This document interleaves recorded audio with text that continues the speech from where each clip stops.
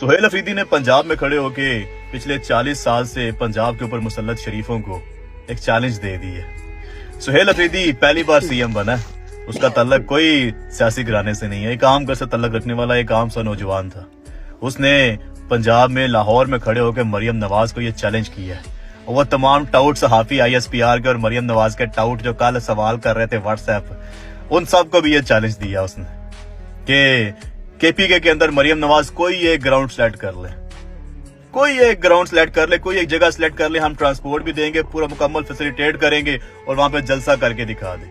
और हम यहाँ लाहौर मीनार पाकिस्तान में जलसा करके दिखा देंगे। देख लेते हैं किसकी कितनी मकबूलियत है, पता चल जाएगा भाई अवाम किसके साथ खड़ी है, अवाम किसको सपोर्ट कर रही है। ये जो बंदूक के जोर के ऊपर पूरी पंजाब पुलिस और पूरी 7 लाख फौज और सारी एजेंसियां साथ मिला के और बंदूकें लंबी लंबी पकड़ा के जनाब लोगों को गोलियां मार के हर साल डरा धमका के और कहना शादी मकबूलियत है, और थू ऐसी मकबूलियत के ऊपर।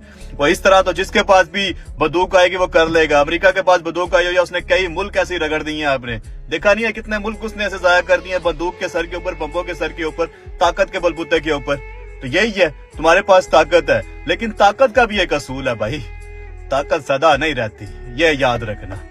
ताकत सदा नहीं रहती, लेकिन दिलों में जो दर्द होता है ना, दिलों में जो प्यार होता है, जो मोहब्बत होती है ना, वो सदा रहने वाली होती है।